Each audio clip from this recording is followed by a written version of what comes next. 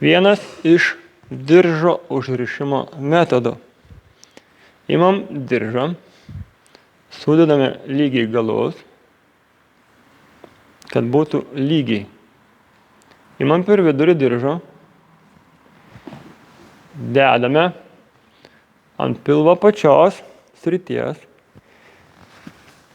už nugaros, užkeičiam vieną su kitu diržu.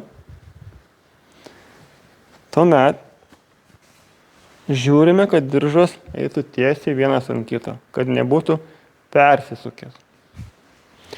Tuomet tokiai padėti užsiveržim diržo, kad nebūtų atsipalaidavęs.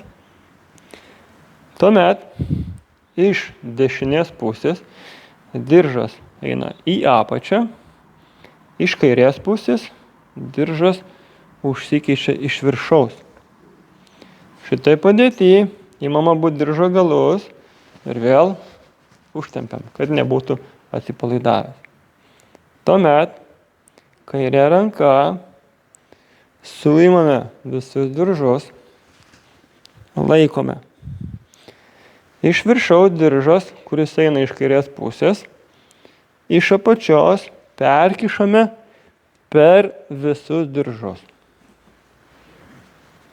Ištraukiame, vėl užtempiam jį, kad būtų užtemptas diržas. Šitoj padėty viršutinis diržas daro kilpą. Apatinis diržas per kilpą iš apačios perlenda. Ir vėl svarbu, kad diržai būtų nepersisukę ir jos užtempiam. Gaunasi štai toks gražus mazgas. Tuomet, kad diržas nesirištų per visą treniruotę, būtina jį užsukti. Tai yra, iš apačios per visus diržus ištraukiam diržą į viršų ir iš viršaus tarp dviejų diržų kišame žemyn. Lygiai tą patį darome su kitu diržo galu. Iš apačios per visus diržus, iš apačios į viršų ištraukiam ir žemyn kišame tarp dviejų diržų.